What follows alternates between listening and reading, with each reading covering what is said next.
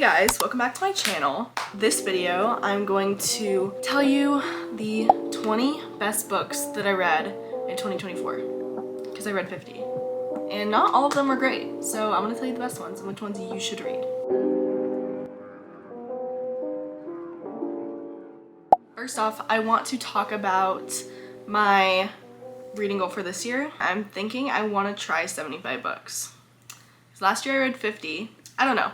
Just like I want to keep improving. I want to keep improving on my reading goals. I want to read more and more and more. I don't know how realistic it is, honestly, 75, just because I am going to college this year, and that's what everyone's telling me. They're like, you can't read 75 books. You are gonna be at college. And I'm like, I know, but I don't go to college until like September, so I have a while. I have a while of doing whatever. I can get the majority of my books read, I think, by September. That's 9 months, so yes, I just wanted to say that first. First of all, I also want to say this is not in any specific order. These are just the 20 best books. I did, however, post a reel.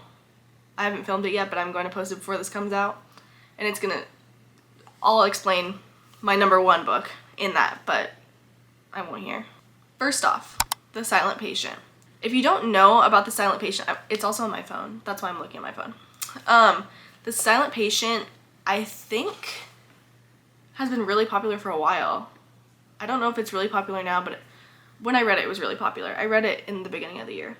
It basically is about this woman who kills her husband, as far as we know, and then basically doesn't talk ever again. And then it follows this like psychiatrist who is trying to get her to talk and like really get into her head. And honestly, I'm pretty sure I rated that book 5 stars. It was so good. I see some people who don't like it.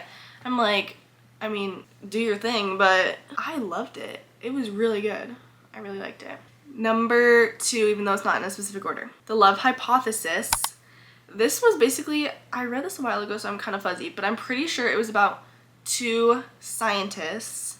This is by Ali Hazelwood. This is my first Ali Hazelwood book, actually. And so I was a little skeptical at first, especially because it's just not my usual vibe. But it was about 2 scientists, and one's grumpy. It's like Grumpy Sunshine. And I don't even remember. Push comes to shove and they fall in love. That's what happens, okay? That's not even a spoiler, because obviously they fall in love. It's a romance. And then, ooh, this book was really interesting. I actually got it in my book of the month. It was Annie Bot. It basically is about this robot named Annie, and it's kind of like dystopian, which I never read dystopian. I never read anything like that. I usually only read romance or thriller. And so this was really out of the box for me, but I really liked it. I think I gave it like 4 stars. It was short too. It was like 250 pages maybe. I'm not fully sure on that, but it was about this robot, and she was basically this guy, I think his name is Doug. She was his like wife, but not really. And like no one really knew about her or knew that she was a robot, and it was crazy. Go read it. It was really good. I feel like anything else I say will spoil it, so I'm not gonna say anything else, but it's good. Next, there is a lot of Freida McFadden on this list, I have to say. Like, possibly 50% of these books are Freida McFadden, because I was obsessed with her this year. I literally read almost all her books this year. But seriously, I don't know how she pumps out so many books. She literally pumps out like 3 a year. I'm like, holy crap. That's insane. But anyways, I'm rambling. But I read The Teacher, and The Teacher was so good. So basically, what The Teacher is about, it's about these 2 teachers. I think they teach different subjects, but so it's a husband and wife, and the wife is the main character, I believe. And she just starts getting suspicious about her husband and one of his students, and, you know, long story short, Freida McFadden has amazing twists and turns, and obviously it's a thriller book, so you can infer that something crazy happens. And yeah, it was a 5 star for me, honestly. For some reason I rated it 4 stars, but I think about that book all the time. And like, that is honestly what makes a book 5 stars for me, is I really like think about it, and like, it's not just turn the page, I'm done with the book. That's the difference between 4 and 5 stars with me. Because 4 stars are really good, but 5 stars, it sticks with you. You know what I mean? And then there was The Coworker. I like this one too. This is also by Frida McFadden. This is about this like kind of weird girl named Dawn, and she really loves turtles. And then all of a sudden she goes missing, and her coworkers are like really confused, and they try and find her. And it is just crazy. It's crazy and it's so good. You need to read it. Next, I told you there's a lot of Frida McFadden. The next is The Housemaid is Watching. This one was really good. I believe it was the 3rd book in the Housemaid series. Either 2nd or 3rd. I think it was 3rd. Really good. It was this one. So it takes the main character from their first 2 books, Millie, and her husband Enzo, and they are like kind of living in suburbia now. And they are kind of getting away from the crimes that they've committed previously, and now they are like just living life, and then all of a sudden their neighbor gets killed, and then, you know, horrible things start happening, and it is crazy. It was so good. I think I read it in like a day. Amazing. You need to read. I think I rated it 4 stars, but honestly it could be a 5 star. I don't know, but I rated it 4. So, taking a break from Frida McFadden, the next one is This Summer Will Be Different by Carly Fortune. You saw me read it. It was phenomenal. I love her writing. She's coming out with a new book soon. I'm not sure when, but I need to pre-order it. I love her. She's amazing. This one was basically about this girl named Lucy, and she goes to the island. I think it's Prince Edward Island in Canada, and her best friend's getting married. And I'm gonna tell you the first chapter, so it's not a spoiler, but if you don't want to hear it, skip a little. But basically she hooks up with this guy, Felix. He's so cute. And then she realizes that Felix is her best friend's brother. And then the story is them like trying to stay away from each other because they, you know, can't be together. And then but like, you know, they love each other, blah blah blah, and her best friend's getting married, so it's so stressful, and you know, it was really, really good. I really enjoyed it. Carly Fortune, 5 stars. Next is Eleanor and Park. This book follows, you saw me read it actually. I finished it. I gave it 4 stars. This book follows Eleanor and Park, and Park is he kind of has like a white picket fence, like traditional family, you know? And then Eleanor very much does not have that. Her mom has an abusive boyfriend, and she has a really hard life, and she gets bullied, and there's multiple mentions of her like getting bullied for being overweight and stuff like that. And it honestly, it's really like kind of sad in the beginning, but Park really like takes her in under his wing, and like they fall in love, obviously. And it's a beautiful story, honestly, because it also deals with like self-confidence things and like love, and like I guess Eleanor's not the standard of like beauty. You know, Park thinks she's so beautiful and all these things. And yeah, I just thought it was so cute and amazing. I think it's YA, which is not my usual. I don't usually go for YA, but this one kind of got me. She kind of got me. I liked it. Next one is One Italian Summer. So One Italian Summer is by Rebecca Searle. I hope I'm saying that right. And it's basically about this girl, and her mom plan to go to Italy together, and her mom dies. I'm just telling you this because I think it low-key might be on the back of the book.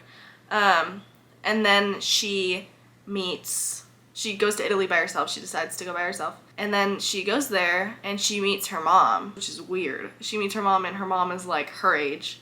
And so she meets her mom as like a friend. And it's really about like mother-daughter relationships, and like I don't think there's really any romance in this book. I just thought it was so beautiful and so amazing. I've read one of Rebecca's other books, and I really liked it too. I read it in one day. I can't remember the name, but it was amazing. So I do really like Rebecca Searle. Next, Ward D. We're going back to Frida McFadden. I told you, there's a lot of her. Ward D is about this girl who she's doing her first shift in Ward D, which is the ward in the hospital for mentally ill people, like people with like really scary mental illnesses, and she's like so freaked out. She's like, oh my god, I'm gonna die, and you know. But it was really good. It was freaky. She like got to know patients, and you like see their humanity, and then like it throws you for a loop, and it was like, oh boy. But go read it. It's really amazing. Anything Freida McFadden writes is amazing. Go read literally any of her books. I'm obsessed with her writing. Next is Do Not Disturb. So Do Not Disturb is also by Freida McFadden, and it is basically about this girl named Quinn, and I'm gonna tell you because it's not a spoiler, she kills her husband. Then she's basically on the run, and she's like, oh shoot. She stays at this really weird hotel, and there's like a psychic lady, and the hotel owner's really weird, and his wife has some weird stuff going on, and yeah, it is just really, really weird, but amazing nonetheless. Next is The Widow's Husband's Secret Lie. This is also by Freida McFadden, okay? It honestly is so different from any of the books that I've read from her. I really liked it. It's satirical, so it's not to be taken seriously. It's not like one of her other thriller books. It was like really weird, but like in a funny way. It was funny. It kind of reminds me of that one Netflix show with Kristen Bell, The Woman in the House Across the Street from the Girl in the Window. Yes, that. It reminds me totally of that. Like, they're both satirical, they're both kind of weird, and has some weird stuff going on. So, next book, The Surrogate Mother. This is also by Freida McFadden. There's only one other book on this list that's not by Freida McFadden, so. I read this pretty recently. This was about a woman, and she's like in a pretty high power position in her job, and her husband, and she's infertile. And so they try and adopt, and then the adoption falls through. She's like, oh shoot. And so then she is like super sad. She had a baby shower and all this stuff. She's so depressed. And then her assistant, Monica, basically offers to be her surrogate. And she's like, oh my gosh, no, like, I couldn't do that. And then Monica's like, no, like, please, I insist. And so then they go through with it, and all this wacky stuff happens. It is crazy. And people are not who they say they are. You know, people do not have good intentions. It's crazy. Honestly, you can take this video as a TBR. Just write Firefly Lane and then Freida McFadden, number 2. Okay. Next, we have The Boyfriend. This is basically about this girl who kind of has trouble in dating, and then she goes on a few dates, and then all of a sudden her best friend gets killed, and she's like, what the heck? Like, it was like a brutal murder. And yeah, so then they're trying to figure out who it is, and she's been on some weird dates with some weird guys, and she's like, oh my gosh, did one of them have something to do with it? Blah, blah, blah, blah, you know. Really, really good. Next is One by One. This was one of the Freida McFadden books that really stood out to me, honestly. This one is different, I feel like. It's like kind of different-ish genre, but not really. It's just a different setting, I feel like. So this one is about a few friends who go on a vacation together. They're going on a road trip to like some bougie place, and then all of a sudden their car breaks down. They're like lost in the forest, basically. And so basically they all die one by one, and that's why it's called One by One, I assume. And it is so good. Cannot recommend enough. Such a different like thing from Freida McFadden, I feel like. Even though it's not different, but it is. Next, we have The Perfect Son.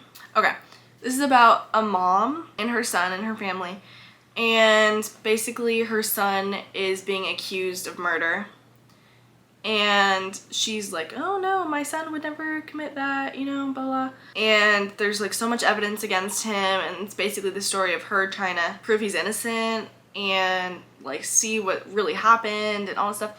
Really good. I also read this in one day. Then we have Maybe in Another Life by Taylor Jenkins Reid. So this book is about a girl And it's honestly kind of something that I've never seen before, seen done. I love Taylor Jenkins Reid. She's amazing. Her writing's amazing. This is basically about this girl, and she like goes out, and long story short, she has a decision. She can either go home with her friend or go home with her boyfriend. And then it shows, there's two different storylines. It shows what happens if she went home with her friend versus what would happen if she went home with her boyfriend. Or, no, it's not her boyfriend. It's like some random guy. Sorry. But yeah, and it was so interesting. I thought like, it was kind of like the like choose your own adventure kind of thing, but it was so cool. Like it completely was different both ways, and it really, I feel like, showed like how much a decision can change your life. It was so interesting.